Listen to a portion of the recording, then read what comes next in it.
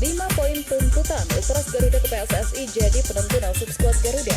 Ex-pelatih Juventus sesuai kriteria diatek PSSI untuk tangani timnas. Misil Girls diminati mantan klub Calvin Verdong.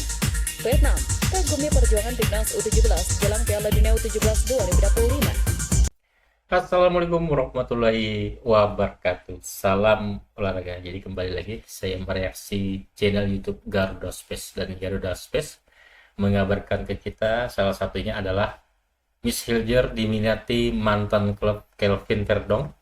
Yang kedua, Vietnam kagumi perjuangan timnas U17 Indonesia yang akan segera berlaga di Piala Dunia di Qatar.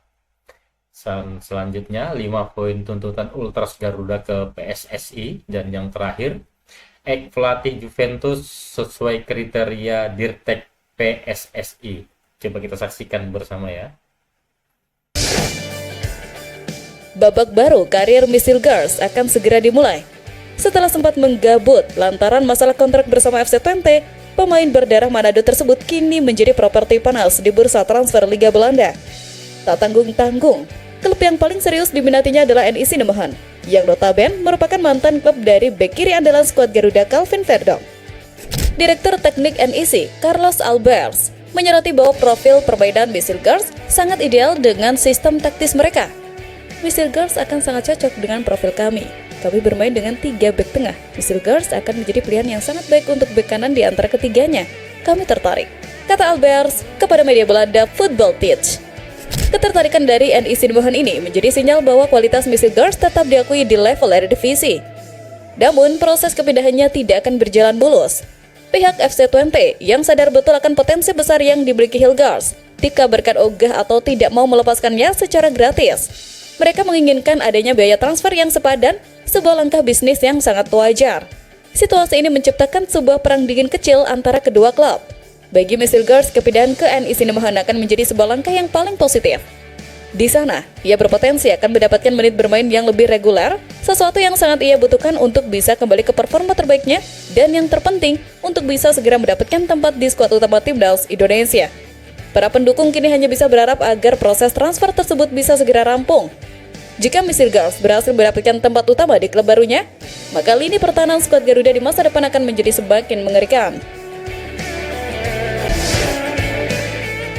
Di saat para seniornya mungkin masih sibuk saling sindir, sebuah pengakuan tulus yang sangat mengejutkan justru datang dari media Vietnam untuk para pejuang muda kita.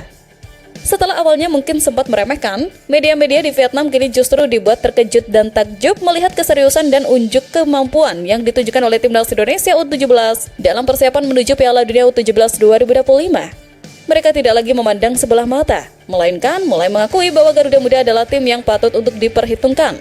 Kekaguman media Vietnam ini muncul setelah melihat hasil uji coba terakhir timnas U17, di mana skuad asuhan Nova Arianto berhasil menahan imbang tanpa gol salah satu tim kuat dari benua Afrika, Pantai Gading. Padahal mereka tak memungkiri bahwa awalnya meremehkan Evandra dan kawan-kawan akan menelan kekalahan besar di pertandingan itu. Timnas Indonesia unjuk kekuatan, bikin kejutan besar jelang pertarungan akbar melawan Brasil di Piala Dunia. Indonesia bermain sangat baik saat menghadapi tim yang sangat kuat, Pantai Gading. Tulis media Vietnam Soha.vn. Hasil tersebut ditambah dengan program latihan super intensif yang dijalani para pemain di tengah cuaca panas ekstrim Dubai, seolah membuka mata mereka. Media Vietnam sadar bahwa tim yang sedang dipersiapkan oleh Nova Arianto bukanlah tim sembarangan. Mereka adalah tim yang ditempa dengan sangat keras, baik secara fisik maupun mental, untuk bisa bersaing di level tertinggi. Pujian dan rasa kagum dari negara rival ini menjadi sebuah kebanggaan tersendiri. Ini adalah bukti nyata bahwa di level pembinaan usia muda, Indonesia kini telah berhasil melangkah jauh di depan para pesaingnya di ASEAN Tenggara. Perjuangan keras para Garuda Muda telah berhasil merebut rasa hormat, bahkan dari mereka yang selama ini selalu menjadi rival terberat kita. Setelah kegagalan total di kualifikasi Piala Dunia 2026, kelompok supporter paling vokal, Ultras Garuda, akhirnya turun gunung dan menggelar pertemuan langsung dengan Ketua Umum PSSI Erick Thohir. Dalam pertemuan yang berlangsung panas namun konstruktif tersebut, Ultras Garuda tidak datang dengan tangan kosong.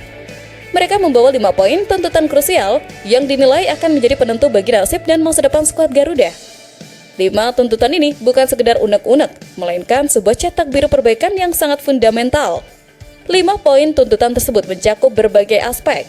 Pertama, mendesak agar tim nasional Indonesia dikelola dengan lebih profesional dan memiliki target yang jelas. PSSI wajib memiliki target jangka pendek, jangka menengah, dan jangka panjang untuk kemajuan timnas Indonesia pria dan wanita, senior maupun kelompok usia. Kedua, transparansi terkait roadmap yang dibuat oleh PSSI dan Tim Nasional Indonesia agar seluruh insan sepak bola dapat mengerti dan mendukung program-program PSSI. Ketiga, mereka menuntut adanya transparansi dalam proses pembelian pelatih baru agar tidak lagi terjebak pada nama besar yang minim prestasi. Sementara keempat, tentang pembinaan usia dini yang konsisten dan terintegrasi. Dan yang terakhir, PSSI wajib membuat forum resmi yang diselenggarakan secara rutin untuk ruang partisipasi supporter, agar supporter dalam memberikan ide, saran, dan gagasan secara langsung, serta dalam bersinergi mengawal target-target yang sudah direncanakan. Erick Thohir dilaporkan menyambut baik semua masukan ini. Pertemuan antara federasi dengan basis supporter terkuatnya ini menjadi momen yang sangat bersejarah. Ini menunjukkan bahwa PSSI kini lebih terbuka dan mau mendengarkan suara dari bawah. 5 poin tuntutan dari Ultras Garuda ini kini menjadi kontrak politik baru yang akan mengawal setiap langkah PSSI ke depan.